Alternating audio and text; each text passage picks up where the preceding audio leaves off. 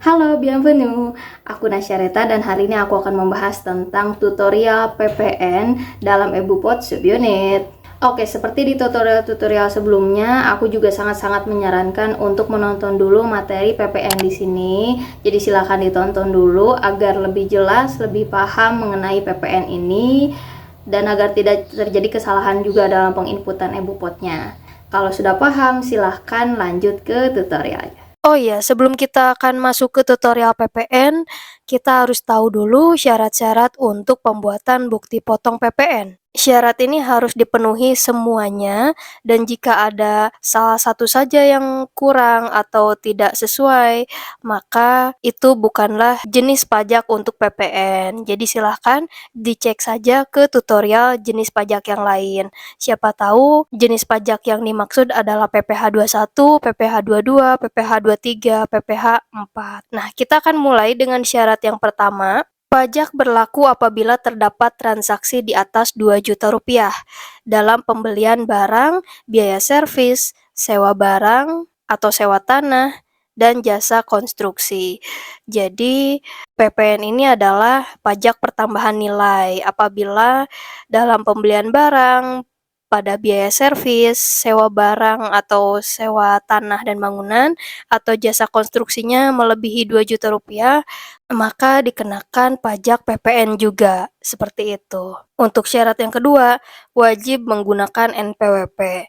NIK-nya tidak berlaku. Dan NPWP ini diharuskan NPWP pedagangnya ya, bukan NPWP dari pihak pembeli. Jadi kalau misalnya si pembelinya adalah pihak sekolah, maka yang diinput NPWP-nya bukan bendahara sekolah, bukan kepala sekolah, atau NPWP yang lain, tapi diharuskan menggunakan NPWP pedagang. Kemudian syarat yang ketiga, bisa menggunakan e-faktur atau dokumen lain.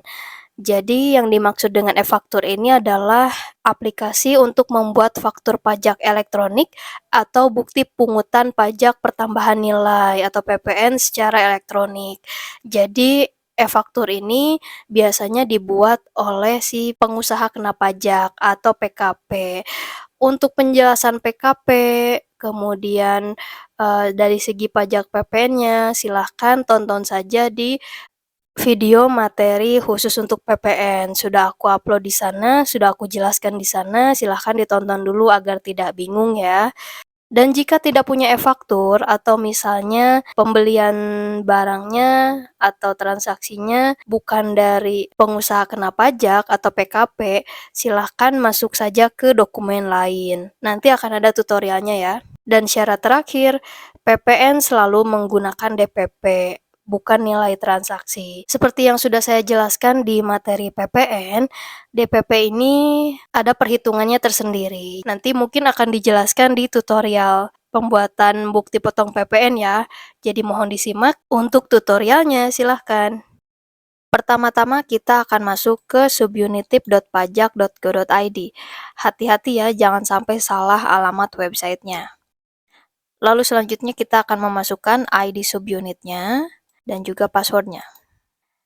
Dan jangan lupa masukkan juga kode keamanannya ya. Lalu klik login. Oke, kita sudah masuk ke SD Rajin Menabung.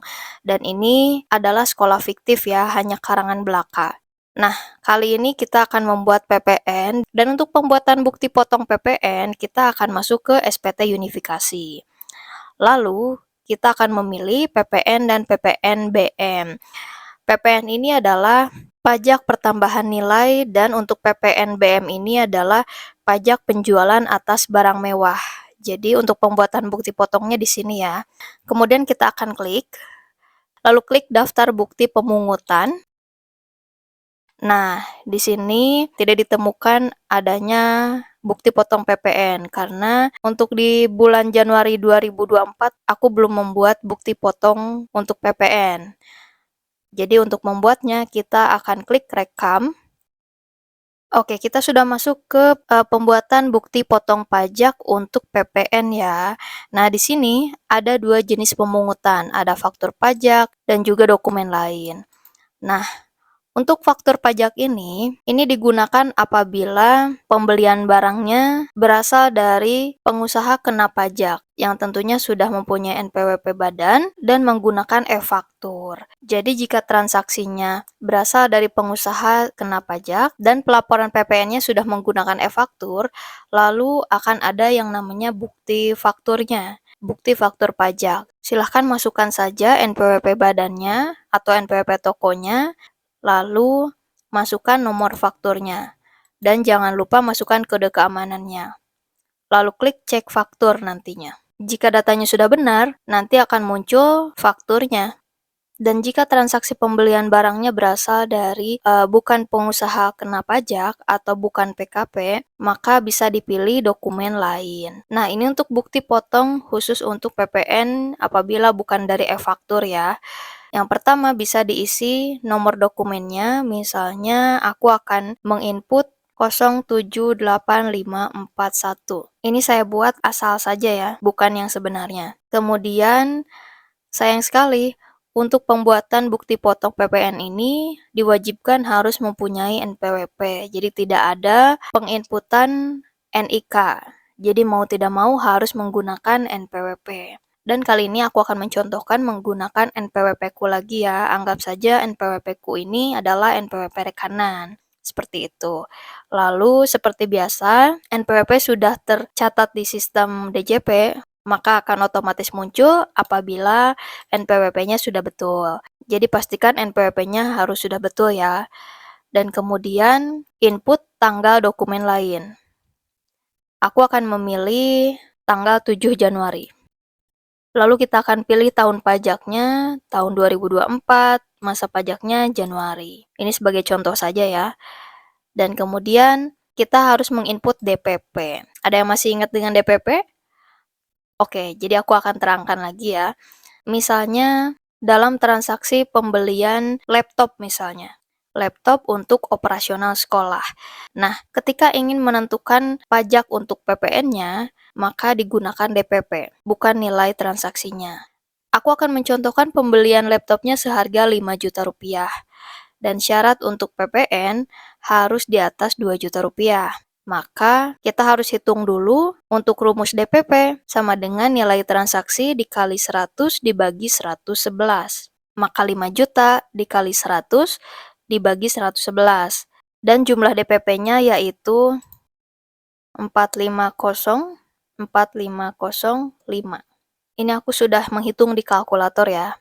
Dan kemudian untuk memperoleh PPN-nya, kita harus mengkalikan DPP dengan PPN-nya. Jadi PPN sama dengan DPP dikali 11%, sesuai dengan tarif pajak PPN tahun ini ya, 11%. Maka hasilnya adalah Rp495.495. Dan untuk PPNBM atau pajak penjualan atas barang mewah itu kita nolkan saja ya. Jangan sampai tidak diisi, tapi kita harus mengisi dengan angka 0. Lalu ketika semuanya sudah, lalu klik simpan. Oke, data berhasil direkam. Klik OK.